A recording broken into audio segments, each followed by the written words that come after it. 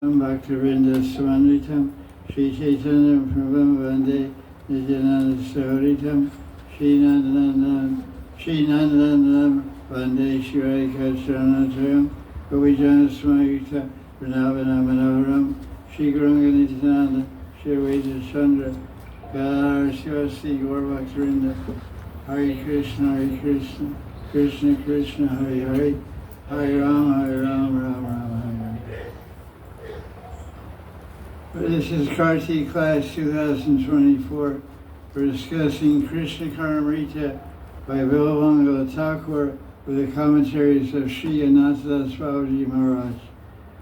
And we were finishing verse number 6 from yesterday. And verse number 6 from Krishna Karnamrita talked about Murali Nad, the sound of Krishna's flute. So most of the commentary, which is quotations from Gopal Goswami and Krishna's Kaviraj Goswami, and also Ananta Babaji, were about the glories of Krishna's flute. So there's a couple of points we had to finish on verse number 6 before we can start verse number 7. So basically, Krishna's flute is powerful. It's one of the 4 sweet characteristics which differentiate Bhagavan Sri Krishna from any other form of Bhagavan. Rupa Madhurya, Prema Madhurya, Lila Madhurya, and Venu Madhurya. Venu Madhurya, Murali Madhurya, Vamshi Madhurya. All Krishna's flutes are very sweet and captivating and enchanting. So this next section, we're going to hear how Krishna's flute song affects Radharani and everyone else. So how it affects Radharani, how it affects Yashoda, Nanda Baba, and how it affects the Sakhas. In other words, how does Krishna's flute song affect everyone in Vrindavan? So, first, Ananta quotes a song from Chandidas, the famous medieval poet who glorified Radha and Krishna in beautiful poetry. So Chandidas describes how the effect of Radharani after she hears Krishna's flute. She complains, or she reveals her mind to Mukara. Who's Mukara? Nani. Her mother's mother is called Nani, Grandma. So that's what the English translation says, oh Grandma, looks a little funny. Should say Mukara. If anyone who's reading this book will understand who Mukara is. Why is the grandmother called Mukara?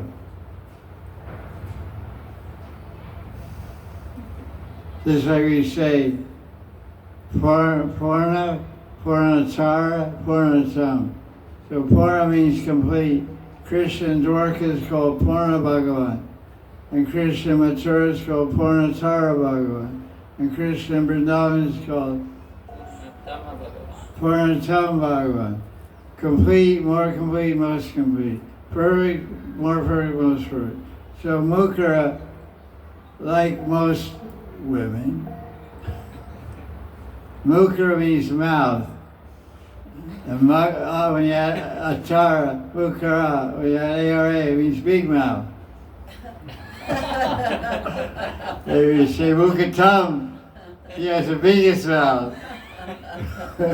Which means, if you just speak a little gossip, you're called Mookie. If you speak some really juicy stuff, like ISKCON style, you're Mukatara. If you speak outrageous stuff, like on internet, then you're Mukatam. So Radharani says, oh Mukara, who is this playing the flute on the banks of Kalindi? Oh Mukara, who is that playing the flute in the pastures of Gokul? Oh Mukara, who is playing that flute which causes me so much pain what gives so much joy to my ears. I want to surrender to that flute player and become his maidservant. The interesting Radharani is asking Mukra who it is. Because you don't know who somebody is, but you mean you don't know who they are. So you don't know their gender either. So Radharani say, Grandma, who is playing the flute? It can be a girl playing the flute. Girls also play the flute.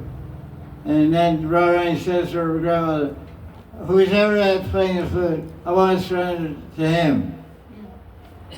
I know it's him.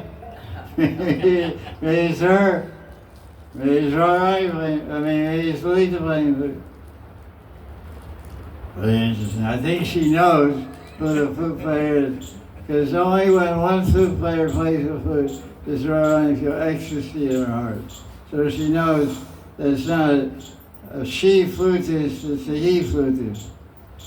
So she goes on, oh Mukra, who plays the flute so cheerfully? I'm so troubled by this. How this flute player torments me so.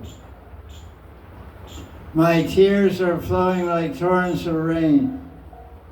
The melody of the flute is stealing my life. Why is Nanda Nandan playing the sweet musical flute just to agonize me? I am not a bird that can spread its wings and fly to Krishna. She wants to be. It's so painful that I wish the earth would open up and swallow me. I don't want to live anymore. When there's a forest fire, everyone comes to know about it. But my heart is burning like a brick kiln, which looks calm and cool from the outside, but has a raging fire inside. So this is a common analogy, especially in medieval poetry in India, because 500 years ago, everything was old-fashioned. So they would make a kiln, they would collect clay and pour clay into wooden forms to give it the shape of bricks. Let it get dried in the sun for a while, so it gets solid, somewhat solid. Then they would take them out and put them in a homemade kiln, like an oven. But it's just a bunch of bricks with a roof on it, and a little chimney. But you look, you just see some brick house. You don't know it's hotter than hell. But there's a door on it. You open the door, you saw fire burning inside. And bricks are all wet, semi-wet bricks are inside getting dry and cooked in the kiln. Some term for it, I don't know. Fired in the kiln. So you look around right from the outside, she looks cool, calm, petite, beautiful. But inside she's burning. Her heart is burning. It looks like a brick kiln. It sounds a little like a gross comparison to use for a beautiful woman like Radharani. Oh, you look like an oven. you look like a pottery kiln. You get a slap. But the idea is to convey the burning of the emotion. Because outside, because the brick walls are very thick and they're insulated bricks, you feel the outside of the kiln and it just be slightly warm, like body temperature. But inside is 2,000 degrees. Very, very hot. So outside you feel Radharani's hand or face, it feels normal skin temperature, body temperature. But you can go into her heart and see it burning in torment and fire, raging fire separation from Krishna. So that's why Chandidas compares, she looks calm and quiet, peaceful from outside, but there's a fire raging in her heart.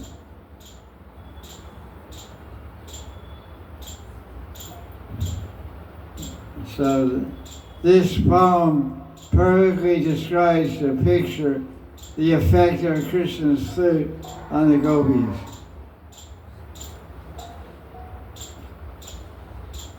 And then he says, if an emotionally sensitive devotee hears this poem, that devotee will realize the captivating effect of Krishna's Vamshi Madhuri, sweet flute. Now he quotes, doesn't say where, it's a verse from Chaitanya Charitamrita, not saying where. This is how the flute affects Yashoda, Nanda, the cowherd boys, and Radharani. When Krishna plays his flute, the flute gives a message to Yashoda. What does it tell her?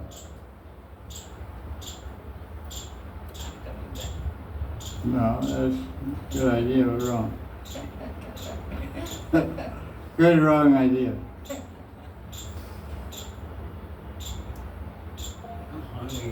Yeah.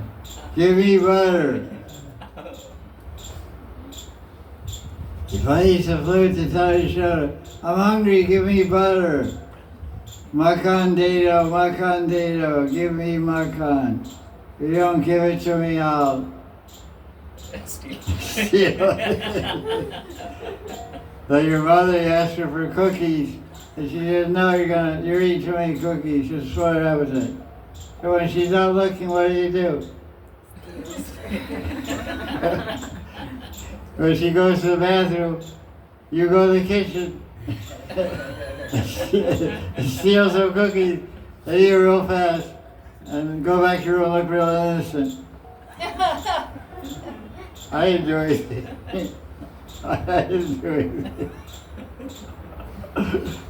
Hey, there was 10 cookies, now there's 7 cookies. I don't know, the dog was in the kitchen, made a dog food. So what does Krishna's flute tell Nanda Baba? He tells Nanda Baba, Father, please wait, I'll go get your sandals for you. This is an affection we don't understand about these things because we're what we are. But in the village, it's part of etiquette that children respect their mothers and fathers. You know, back in 3 million years ago, prehistoric times, when children respected their mothers and fathers. So it's part of the village culture. It's not necessary, but just to test how humble the children are becoming. The father will ask the son to get his slippers. We say slippers. In the old days in the house, they wore wooden shoes. Wood is considered pure. You can wear wood shoes in the house. But the house shoes that are wooden, you don't wear outside. You have outside shoes and inside shoes. Even today, some people have that idea. Outside shoes and inside shoes. So this is significant that when Krishna plays his flute, Krishna is playing his flute to answer his father. Because his father is saying, in other words, when Maharaj hears the flute playing, what is flute to him, the message of the flute to him is that my son is saying, oh wait, Father, I'm outside the house right now. I'm just coming in the house. I'll get your sandals and bring them. I'll get your wooden shoes and bring them to you. So when the cowherd boys hear this flute, what does it mean to them? When does Krishna play the flute? When do the cowherd boys hear it? When they take my cows. Going to the forest. No, when they're going to the forest, everyone knows how to get to work. Let's play. Let's play. What's he doing? Let us play. They're always playing, they don't need a flute for that. They need a flute to stop playing. She said, she plays the flute to start playing. You know, does a husband and wife need a flute to play before they start playing? What did she say? Stealing butter. It's the signal to steal butter. Stealing butter will be as quiet as possible. You ever heard of cat burglars? Cats have pads on their feet. They walk very quietly, too. They don't want the mice to hear them. The cat burglar walks on his tippy toes. So when you go to steal food, when you go to steal your butter, you'll go, that's like a burglar alarm. Here I come.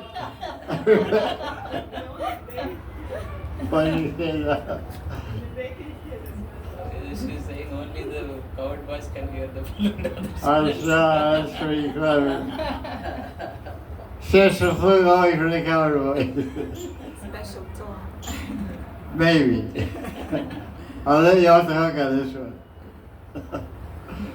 Anyway, he plays the flute to stop all the cowboys playing, because now it's time for Uttara Gosta Leela. Bring the cows back to the Nandagrand and village to the barn to be milked. Two, like a baseball game, blow whistle, out, oh, game over. I got a whistle inside. I use it for speech class. Whistles, I got flutes, whistles, bubbles, I blow bubbles also. All kinds of cool stuff. You think this guy's cracked. 75 years old guy.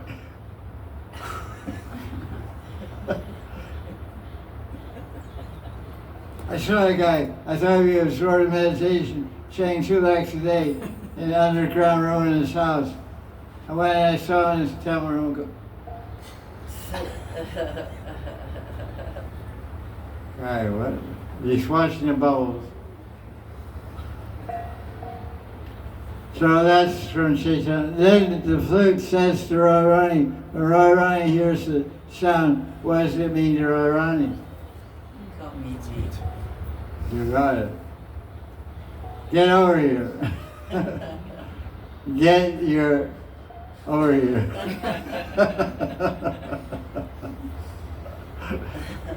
Please come and meet me.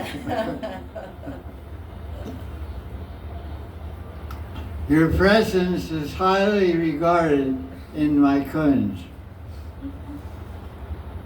Your auspicious advent in my beautiful kunj in the forest will be most welcome, dear.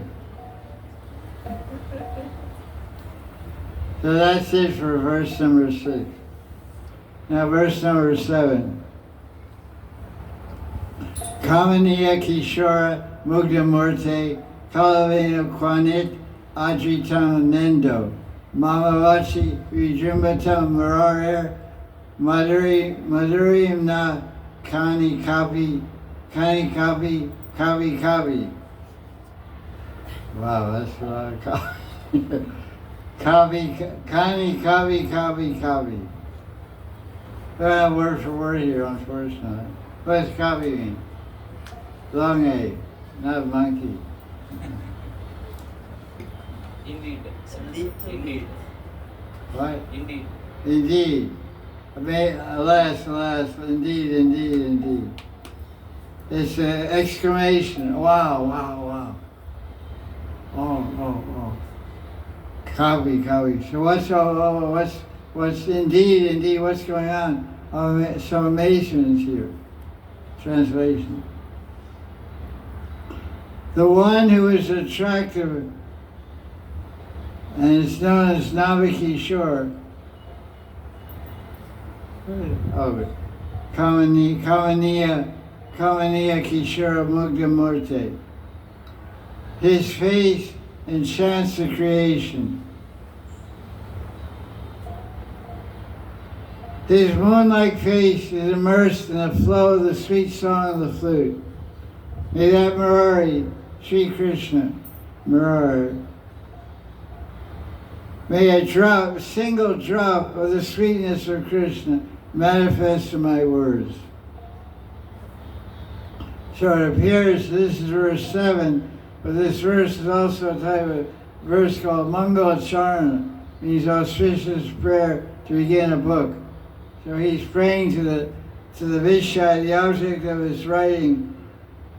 The object of his writing is to glorify Krishna, to create nectar for the ear, KARNAMRITA, about Krishna, Krishna KARNAMRITA. So he's glorifying Krishna and praying to Krishna to manifest the drop of sweetness in his words. This shows the attitude of a Vaishnava. Vaishnava is always characterized by Dainya Bhav. Dainya Bhav means humility. They're humble in their look, they're humble in their walking, they're humble in their speaking, they're humble in their attitude, they're humble in their thinking, and they're humble in their dealings. But sometimes they're not. Sometimes they become like lions. But generally they're typified by humility. There's so much understood to be humble. Since time immemorial, all Vaishnavas have been famous for being humble. And the Bible says, the meek and humble shall inherit the kingdom of God. This is a phrase from the Bible. The meek and humble. So this is a principle of devotion. This is a principle of spiritual life, humility. So much so that Lord Chaitanya, out of all the different qualities that one can have, a human being can possess, and all the different attributes, and all the different attributes that one can possess as a spiritualist, as a seeker of transcendence, Lord Chaitanya picked out one. There's many qualities that are required to attain transcendental reality. One is determination, one is sense control, one is patience, one is enthusiasm. Utsaha nishchataya tat Pravartana. Yeah, Upadeshamrita describes tolerance, patience, etc. Well, all those qualities, Lord Chaitanya picked out one. Vaishnavas who worship me, they don't need anything but this. They need this. And Krishna's Maharaj, understanding the import of this and how important it is, he said, you hear what Lord Chaitanya is saying in Ananta, this Ananta, chapter 20 of Chaitanya Charitamrita, the last teaching of Lord Chaitanya. It's the first teaching and the last teaching. He's saying, Srinada Pismishana, Suri Vasishana, Mahanidhi, Kirtana, is humility, dainya, humility. We should be humble and meek before God, before everyone.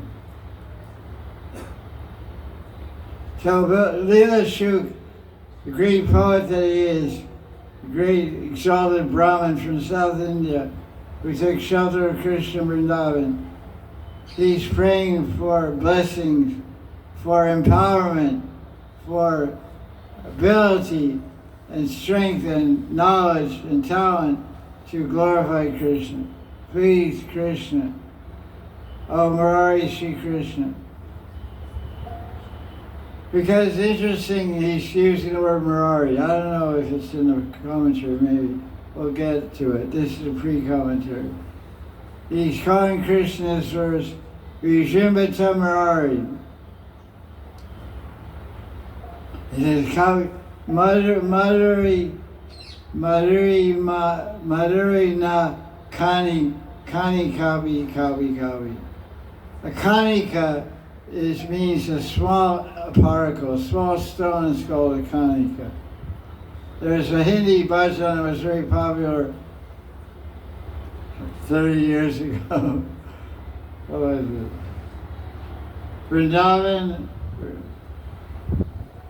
Vrindavan mein kankam bole Shri Radhe Radhe. Vrindavan mein kankam bole Shri Radhe Radhe. In Vrindavan Dham, even little pebbles, little stones and pebbles are chanting Shri Radha Radha, Shri Radha Radha. Nidhivan mein bandur bole Shri Radha. In Nidhivan, the bandur, you know bandur? Monkeys are saying Shri Radha Radha. You want to be Lahari Shri Radha. The waves, Lahari, the waves in Yamuna are saying Shri Radha Radha.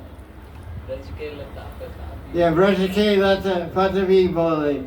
Brajake Lata Patavi Bole Shri Radha. In the Braj, the creeper, every leaf and every creeper is chanting Shri Radha Radha. Well, what are you chanting? Vimka.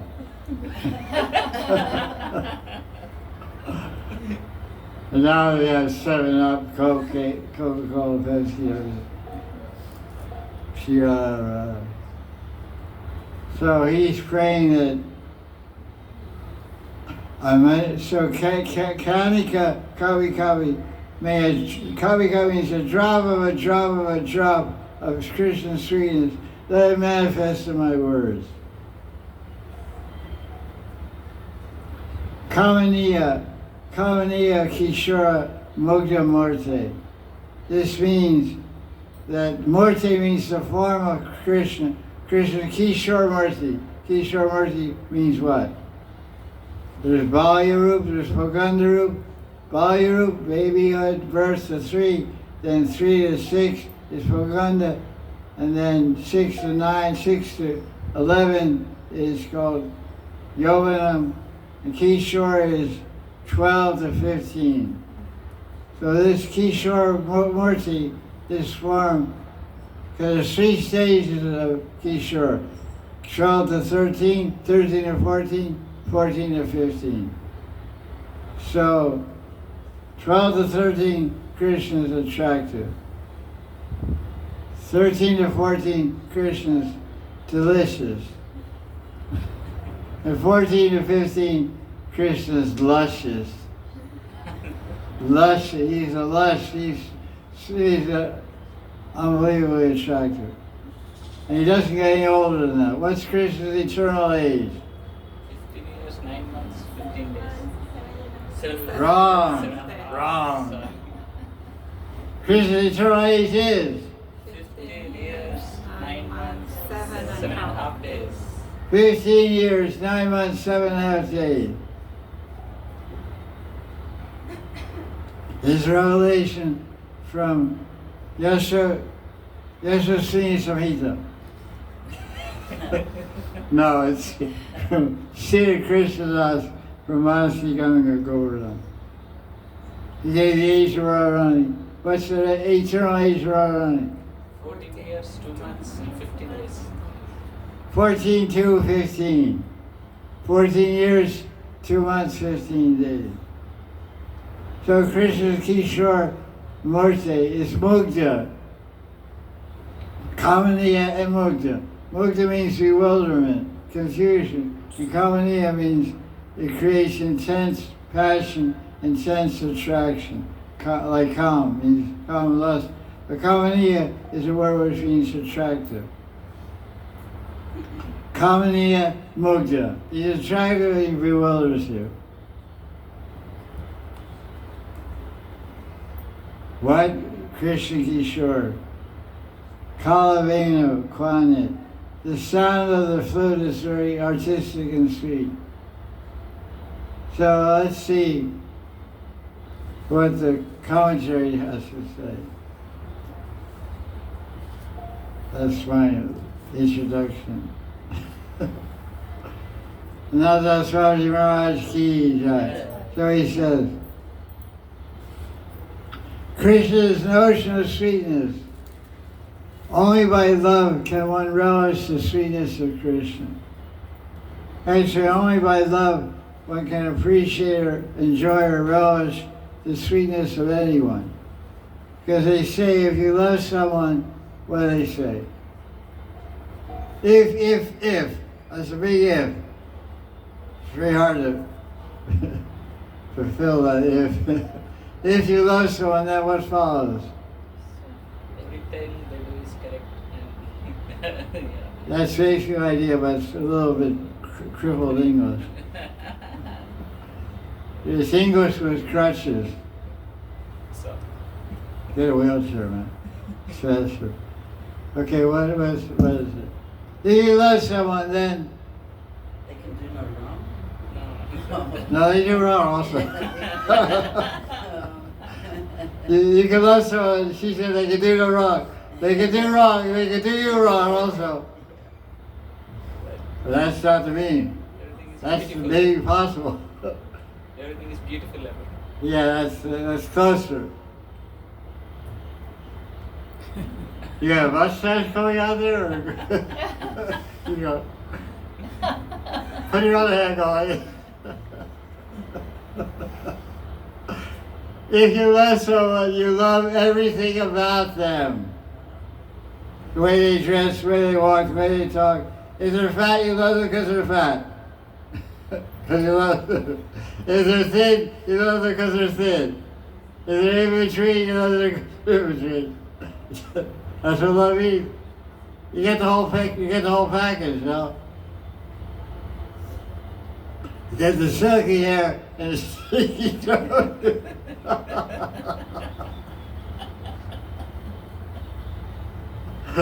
You get the whole package. Oh, it's so nice. That's right. And we are just going to be opposites. So, he's saying, that's the same thing with Krishna. If you love Krishna, you love everything about him. It's not necessary that an object will be visible only when an object is in front of you.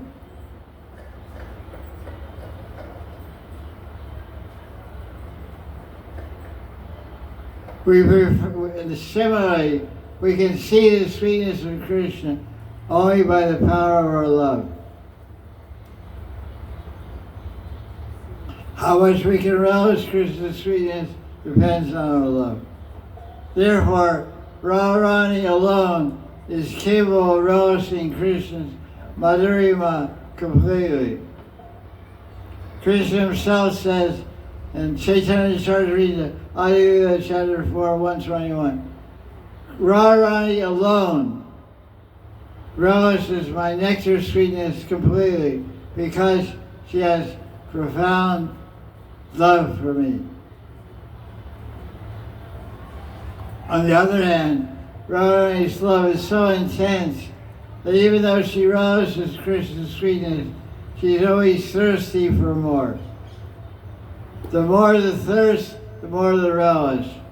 In other words, if you're very thirsty, you drink some water, oh, that tastes so good. You want some more? Yeah, give me some more. More, more, more. It's because you have great thirst, means you want to drink a lot of water. So the more the thirst for Krishna's beauty, the more you'll appreciate seeing him.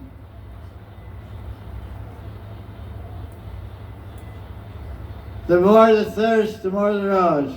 The more the relish, the more the thirst. That's pretty amazing. You're thirsty, you want to taste and enjoy water. But after you chase water for a while, you usually become satiated and that you don't want any more water. But Krishna's not water. There's only a comparison. Every analogy has its limitation. It gives just to give some idea. But Krishna's different because the more you drink his sweetness, the more you get thirsty to drink it more. Oftentimes, acharyas compare the being of Krishna that someone has the disease of cholera. I don't know, you know about the disease of cholera. You're burning up with fever and you're thirsty. You want to keep drinking water.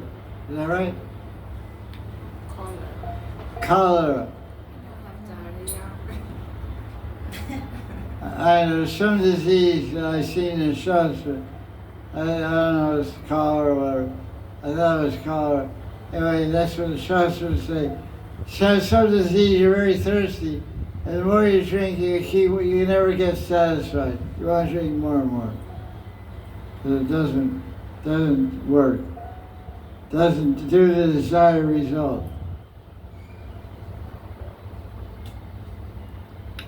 When Radharani is being swallowed by separation from Krishna, her Sakhis try to comfort her by describing Krishna Madhuri, the sweetness of Krishna.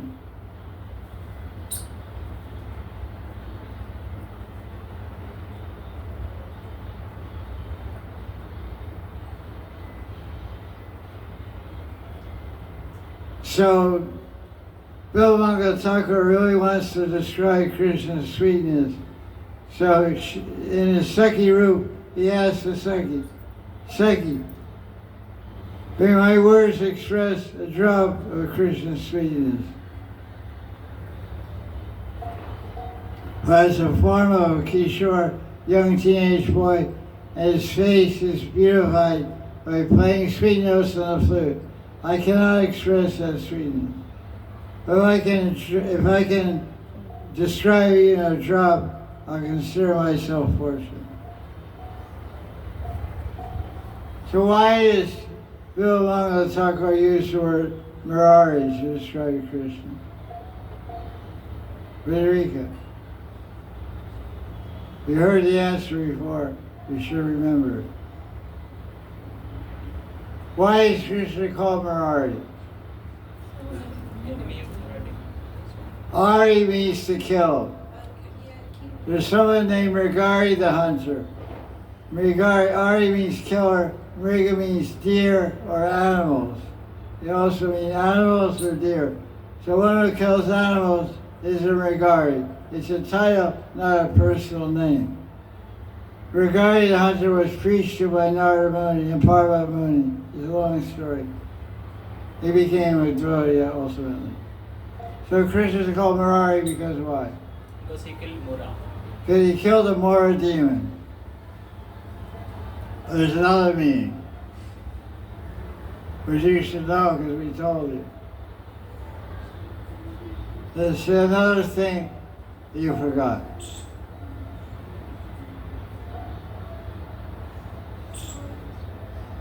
The word Mora in Sanskrit also means ugly. Ugly. Not good looking. Because Krishna destroys ugliness. Because when we come to Krishna, we're ugly. Everyone approaches Krishna, they're ugly. Ugly means dirty, not attractive. So to be controlled by lust, anger, greed, envy, pride, these make one dirty. They make one ugly.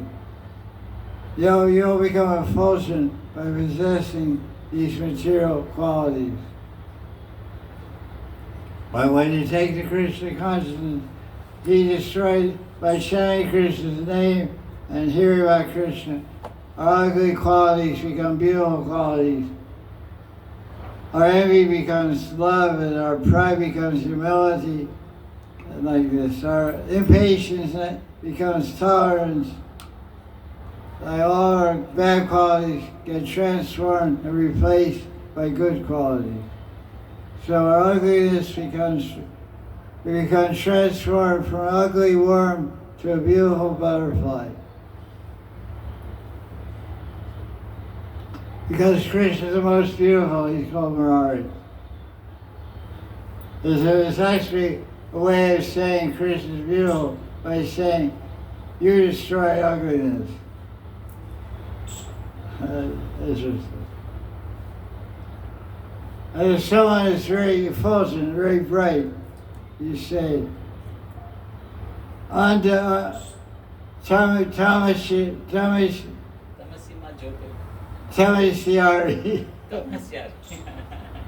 Tamasiari.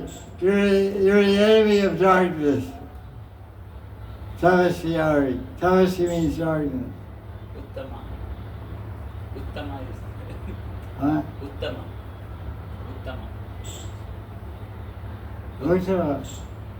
What do it mean, stop? Yeah, it's like Tama means darkness, it's like opposite. Oh. Uttama.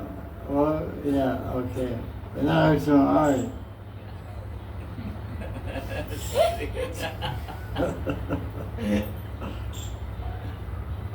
See, his hair is kind of kinky, so his brain is a little kinky.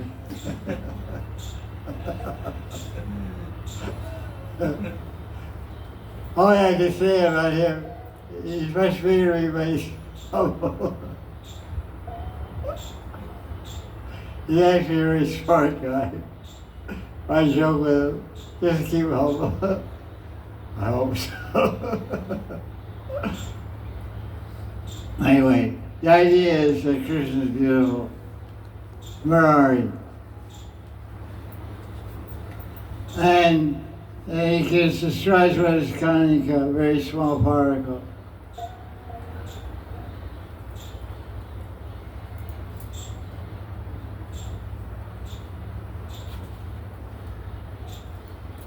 Ananta Swami says, actually, Krishna's Madhuri cannot be analyzed or explained.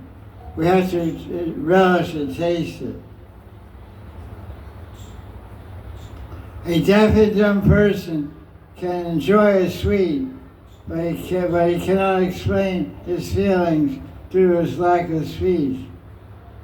He tries by making gestures with his hand signal. When a loving devotee relishes Krishna's sweetness, it's the same situation. The infinite sweetness of Krishna swells up in front of the devotee. The devotee enjoys one drop and becomes intoxicated and loses the ability to express their feelings. The Suk is in the mood of a Saki, is in the same situation. But to serve Radharani, a Saki must try to express Krishna's Madhuri. It's very interesting. If you're a Premi Bhakta,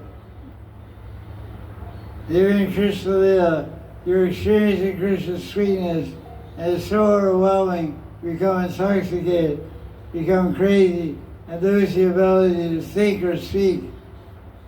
But you understand that you're a servant, you're a dasi, and you're a servant to just always tell Radharani about Krishna's sweetness, especially the sweetness you're experiencing at this moment. So somehow you must express the sweetness of Krishna, must express Krishna's sweetness to serve Radharani. Especially when Radharani is experiencing separation from Krishna. This is special seva. They have a phrase they say, seva is judged by its necessity. The necessity is greater than, the need is greater than the service rendered is also greater. For example, if someone is in a desert dying of thirst for water, you come up there with a car with a big jug of water and give water, that'll be very much appreciated. But if you come to that same person when the person is in their office back in London, and in their office they have a cooler with 20 liters of water there, press a button, it gives cold water. You bring a glass of cold water to the person. It won't have much effect, won't have much appreciation or need, because the person isn't thirsty. So Radharani is dying of thirst to see Krishna, to be with Krishna, in separation. If a Sakya Manjari speaks about Krishna's sweetness, should we get some relief? You get some relief from the burning fire of separation with Krishna. So service is judged by its necessity. That's why Bhaktivinoda Thakur, in one of his writings, he was asked, where do you want to die? You want to die in Navadvip, Jagatpuri, or Vrindavan? Because generally Vaishnavas, Gaudiya Vaishnavas, want to die in one of these three holy dhams. You die remembering Radharani and Krishna. Surprisingly, Bhaktivinoda Thakur said, I want to die in Kurukshetra. So everyone was surprised.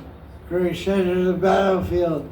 It's all dead horses and headless soldiers, blood everywhere. Why do you want to die in Kurukshetra? I want to die in Kurukshetra because Radharani's necessity will be the greatest. Radharani will need comforting, and she'll need comforting at Kurukshetra. Because when there was a solar eclipse, Radharani, all the Vrishvasis, went to Kurukshetra. Because Krishna came from Dwarka to observe the solar eclipse. Krishna came from Dwarka with all the Dwarkavasis and queens of Dwarka. Ananta Baba and Radharani and Vrishabhanu, everyone from Vrindavan came to Kurukshetra from Vrindavan to observe the solar eclipse. So it's the same Radharani, the same Krishna, but not Vrindavan. And Krishna wasn't really the same.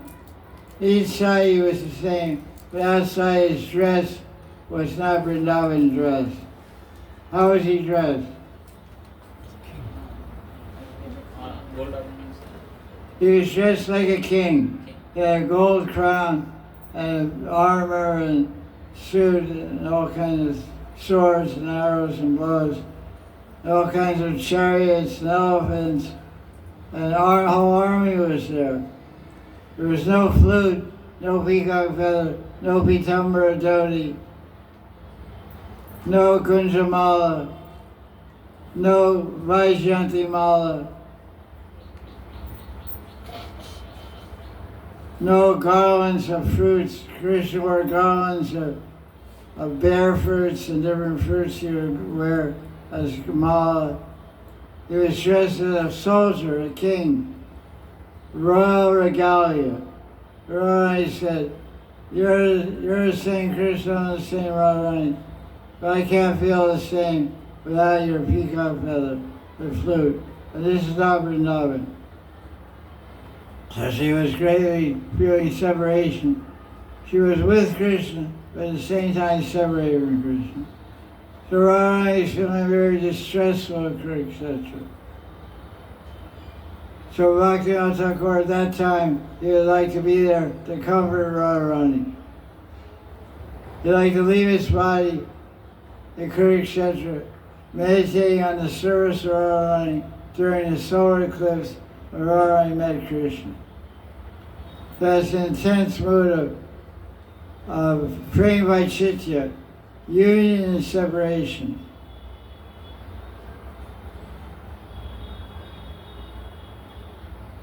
Praying by Chaitanya there's four types of love and separation, Vipralambha. One is Purvarag, one is Man, one is praying by Chaitanya, the other is Pravasarag. Krishna goes to a distant place. Praying by Chaitanya, your love is there, but your consciousness is not. Vai Chaitanya means consciousness, and Vai means without. So Vai, V means without, so V becomes Vai in this Sandhi, this joined word. So praying by Chaitanya means my love is there, but I can't feel it, I can't express it, I can't have consciousness that my lover is there. My lover is here. I'm sitting on Krishna's lap in Prem Sarovar in Barcelona, but I can't feel it. I can't perceive it. I'm not conscious that I'm sitting on his lap. So Prem Vaishita. Because Lalita said, Lalita chased away a bumblebee is called Madhusudan. Bumblebee is Madhusudan, and Krishna's name is also Madhusudan. So Radharani heard Madhusudan and it's gone. When I chased him away, he's not coming back. Radharani entered a deep state of separation from Krishna. Started crying and wailing like anything. And all her tears made a whole lake, a lake of love called Prem Sarovar. This is by Chaitanya. So this is the mood of Kurukshetra. Praying by Chaitanya.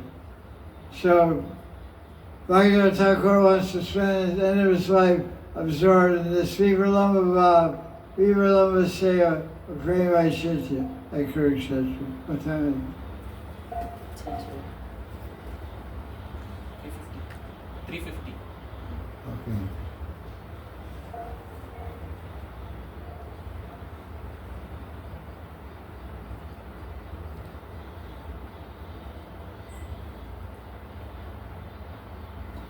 So to render this special service to Radharani, Bhaktivinoda Thakur is praying for a drop to be blessed by Krishna with a drop of his sweetness, so that he or she in her Sakhi Rup can tell about that sweetness to Krishna.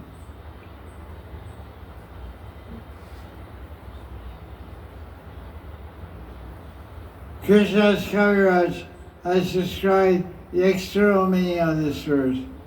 What do we mean when we say external meaning? There's two meanings to this verse, internal and external. From the point of view of the sadhaka,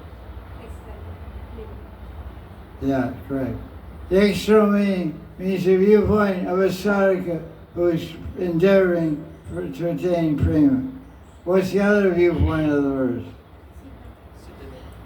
The internal viewpoint.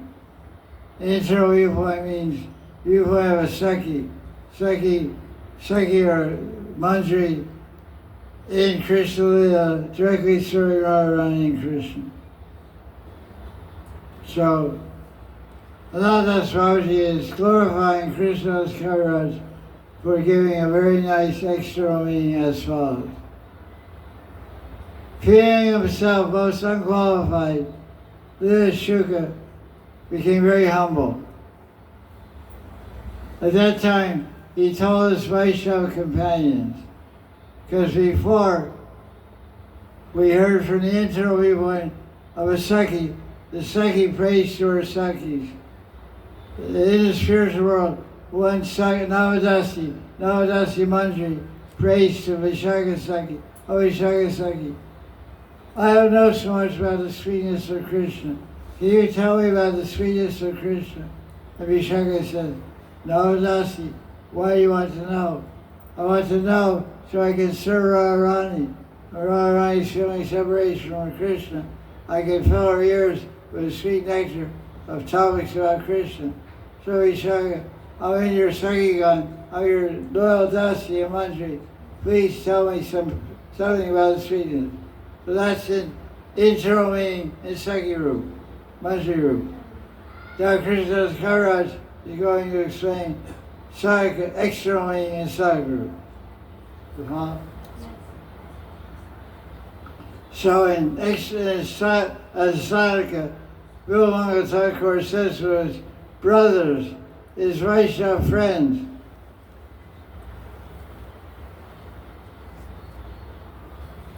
I'm not getting a vision of Krishna. I'm not experiencing a vision of Krishna's sweetness in my heart. But I'll consider myself blessed if my words can express a little sweetness of Krishna. Krishna is the fountain of sweetness. I'll be fortunate if even a drop of the sweetness is expressed in my words.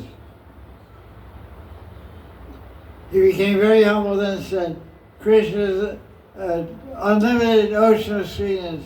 A drop of Krishna's sweetness can flood the universe.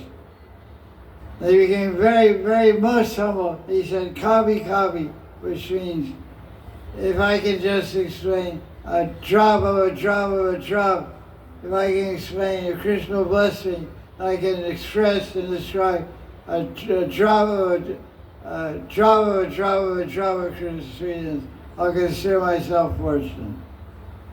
So we'll continue there tomorrow. Jai Sri Radhe. Humility is the idea everywhere.